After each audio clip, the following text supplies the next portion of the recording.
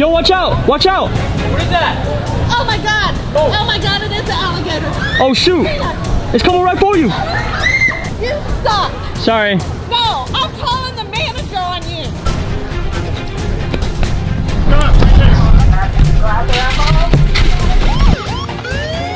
I'm taking a report and refer it to the state attorney's office.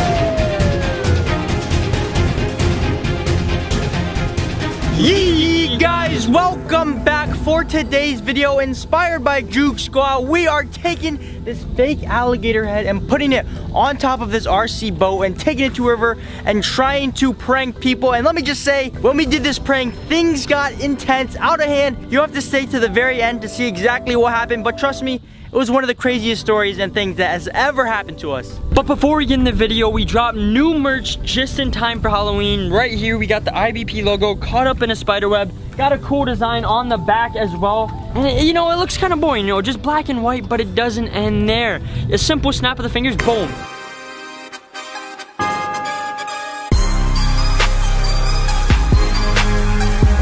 Yes, you saw that right. It glows in the dark. It's only available for a limited time, so if you want it, the link is in the description. But we gotta get in this crazy vid. There you go, there you go. Oh shoot, go before it. Oh, she's scared, bro.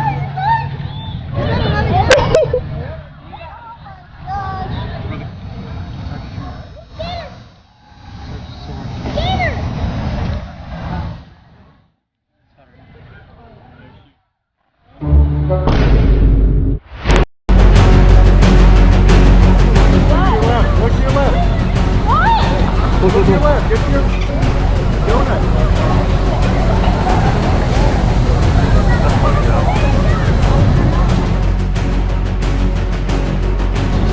Yeah.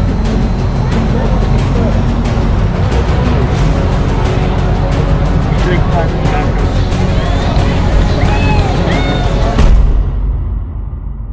And this right here, my friends, is where this story begins. On the river that day, it was just me, Ricky, and our friend Theo Goff right here. We were just on the river with the alligator, having a dandy day. We were doing a little remote controlling, and we thought nothing of it. And then suddenly, someone reported us to the lifeguards. So the lifeguards came over and they were like, yo. Is there a snake around here? And then they found out that there was no snake. It was us controlling a remote control alligator. So they said, You guys can't be doing that. but then kindly we asked them if we get permission from your higher ups, will we be able to do this prank? So they said, Sure, why not? they took us to management and we asked them, can we have permission to do this prank? And they said, you guys have full range of the park. It was a collective group of the employees. So we thought, man, we're good for the rest of the day. There's no troubles, no worries. The lifeguards got a call in saying there was a giant snake in the river. They came over here right where we placed the gator and we thought we were getting the boot. We thought it was a guaranteed kick out, but somehow we managed to talk to them. Everyone there was super cool and they're like, yo, you got free range in the entire park. Let's go! Yeah, dude, so we're here the whole day. We're posting up and we have no fear of getting kicked because they gave us permission. There's no limits. Dude.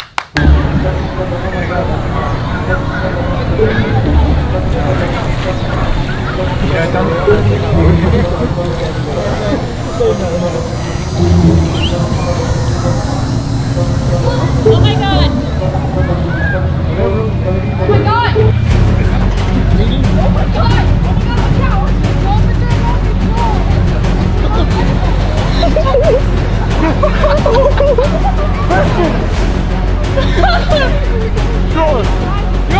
Yo, it's fake, man. It's just a remote control. It's fake, it's fake. Gossip. So we continued doing the prank. Everyone was having a good laugh. Even after we pranked them, some people got scared, but after they all laughed about it, until one big G0ne lady who had to get triggered came along and just rolled the clip. Yo, watch out! Watch out! What is that? Oh my god! Oh my god, it is an alligator! Oh shoot! It's coming right for you! You suck! Sorry.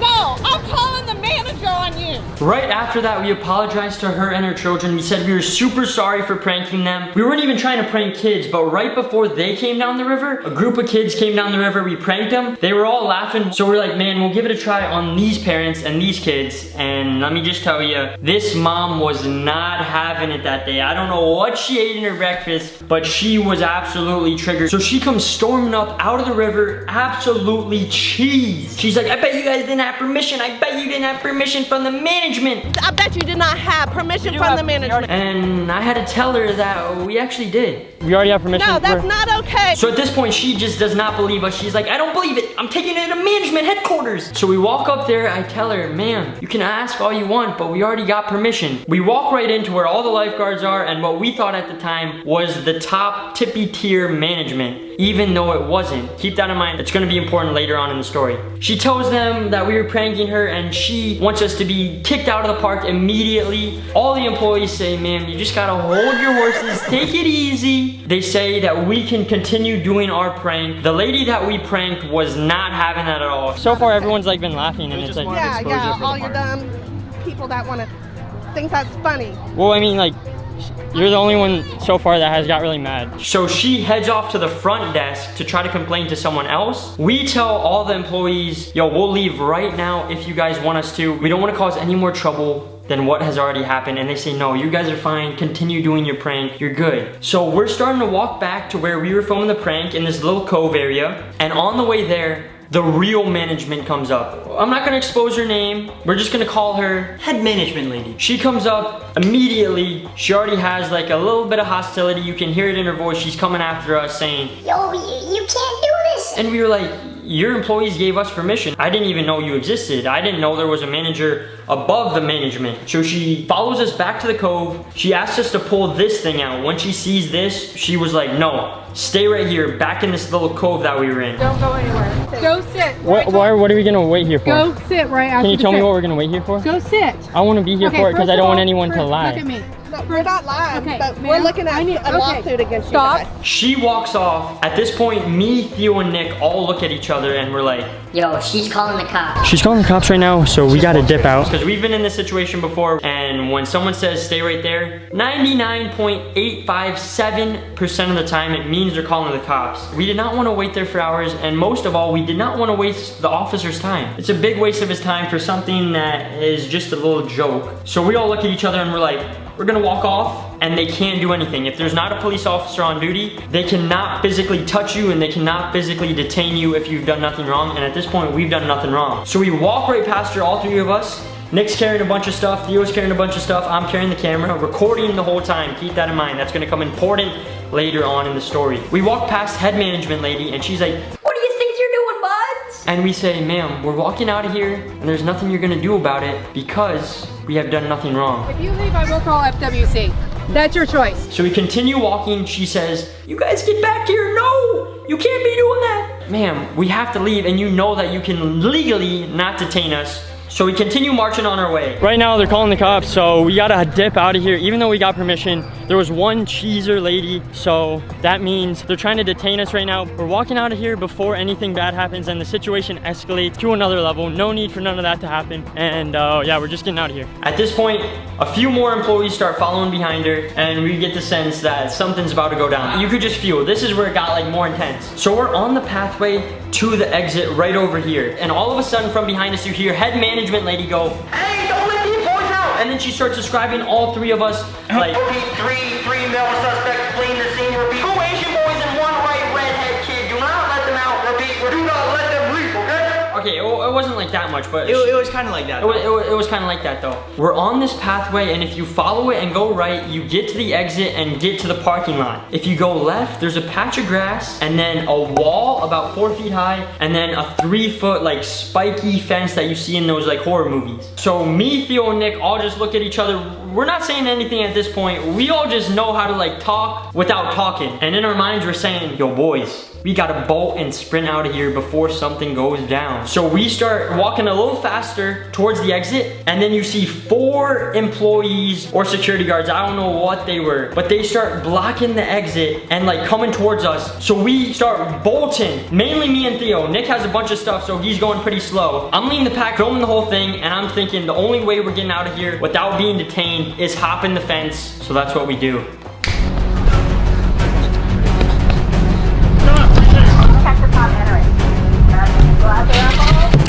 Right there, I'm halfway on the outside of the fence, halfway in the park, and my balls get caught. With too much information. No, bro, this is important to the story. My balls get caught on the fence. And I'm like, yo, I am done. Because I see one of the security guards running after me and Theo in the front leading the pack. And he goes for the tackle and tackles Theo down to the ground while Theo's holding onto the fence. Rips him right off the fence. Part of the fence snaps off, and then he goes for me. But when he goes for me, he doesn't pull. He goes for like a little push. He pushes me over, and I fall into a bush on the outside of the park. Whoa, whoa, whoa. Get down. If he would have pulled me in, let's just say my balls would have been... That's it, that's it. You get the point, you get the point. So I escaped, I'm on the outside of the fence in the parking lot. I'm thinking, I'm getting out here, we're gonna be good. Nick's still waddling way in the back. I'm way behind, I'm watching this all happen. I see Ricky and Theo climbing the fence about 30 feet in front of me, and I'm just holding the alligator and the boat, because when I started running, the boat fell out, so I was just like, oh dang. It is like something out of a movie, man. When the guy tackled Theo, the guy fell down, but Theo somehow managed to stay on his feet. He gets up with the cooler and all of his stuff, runs right past all of the employees through the exit, meets me on the outside, and we just look at each other again and say, yo, we gotta make it to the car. So we start sprinting. None of the employees can keep up with us except for this one super athletic guy. He was pretty quick. So Theo and I make it all the way to the end of the parking lot, and we're like, yo, we passed the car. So we have to go back towards the employees. We see Theo's car. Theo hops in the driver's seat, I hop in the passenger seat. The one athletic guy hops right in front of Theo's car and blocks us in, giving time for all the slower employees to come up. I would say there's about 4 employees surrounding Theo's car, taking a picture of his license plate, and me and Theo just said to each other, man, there's no way we're getting out of here because they're blocking us in. So I step out of the car, and at this point, I think Nick's still in the park, waddling his way. But that was not the case. While all this is happening, Ricky and Theo are setting up a perfect diversion for your boy, even though I don't need one because I'm a ninja. While all the employees are over there talking to Ricky and Theo, trying to capture them, keep them locked in the park, I just simply walk over the fence because all the employees over there, no one's looking at me. And I hide behind the bush for about 20 minutes. I think Nick is still in the park being detained, but I wasn't. I'm walking back towards the park, and as I get closer, the employee behind me says, sir, do not enter the park. And I say, sir, I have to enter the park. You detained my brother illegally and you know you cannot do that. And then I announce to everyone at the ticket booth, at the front, all the employees, I say, I'm walking in like Conor McGregor and there's nothing you're gonna do. So I start moving my hands like McGregor, doing the little waddle waddle. The employee at the front says, sir, I've been asked to not let you in. She's standing there like this with her arm out. I said, ma'am, please move, I must get my brother. She moves her arm out of the way, steps aside, and I walk right through the gate. Like Conor McGregor. And right then, the employee that tackled Theo pointed to me and said I assaulted the front entrance lady when I didn't even come close to touching her. And I was filming the whole thing by my side, so I told him, sir, I didn't even come close to touching her. I looked at her, she even looked surprised. And at that point, a few more employees join in and keep saying, I assaulted her, I assaulted her. And this is where I got heated, I'll admit it. I started saying, no way, because if 5 employees say that and I'm just a little kid, who knows, I could be going to jail for that. And then I remember I was filming the whole thing, so I tell him, I was filming, there's nothing you can say, and you know I didn't even touch her. And we go back and forth arguing for maybe 10 minutes. I turn around and I see Nick out of the corner of my eye. I'm like, yo, how did you get out here? He just looks at me and he gives me a nod. So I say, run to the car. We start running. Yo, bro, we're going. I don't want to go to Theo's car because they have it blocked in, and I don't want to go to my car because they'll surround it and they'll block us in. So I go to a fake car, a car that is not mine. All the employees catch up to us. They surround the car. They think they got us. I know they didn't because it wasn't our car. So then I tell Nick, run to the real car. And we go to another fake car. The employees follow us there and they think that's the real car. Because they wouldn't think a little kid like me would think of an elaborate plan like this, but I did on the fly. So then I'm like, yo, run to the actual real car, my blue 200,000 mile old beat up minivan. We get there, and by that point, there's probably 10, 15 employees throughout the park that are on golf carts, on foot, and it's just 3 of us. There's no chance that we get out of there. We kept trying to reason with them, and we kept saying, please let us go, let us go, let us go. And they kept saying, No, no, no. and it just went back and forth for maybe 45 minutes to an hour, way too long. And we knew that the cops were on the way, and the employees knew the cops were on the way because they stinking called them. And as the cops were getting closer, the guy who tackled Theo and accused me of assaulting the lady when I walked back into the park said, Sonny boy, you better watch out when the cops come because you're gonna get charged for assault. And I said, sir, I don't think you want to keep saying that because I have footage of me walking right past her without even touching her at all. And I said, sir, you straight up tackled my friend and physically assaulted him by dragging him off the fence. And then right then he started backing off his story. He started saying, I don't know what you're talking about. I have no clue what you're talking about. huh?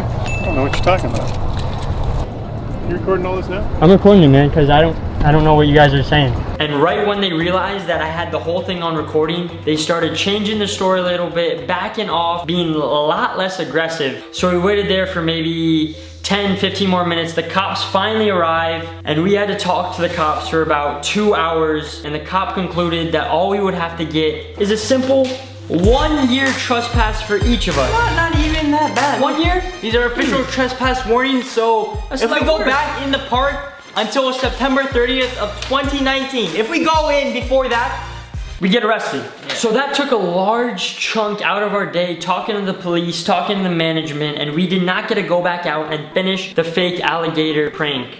So if you guys want us to go back out, make sure to smash the like button. We will be back there next year. We will do more of these if you want to see them. on a different river though. Because we don't want to go to jail. We absolutely love you guys. And until next time, yeah. We ballin', yeah, we ballin', yeah, we ballin'. Ooh, we poppin', yeah, we poppin', yeah, we poppin'. Oh, look, it's a snap. No, that's an alligator. Came for nothing, now we something, ooh, we poppin'.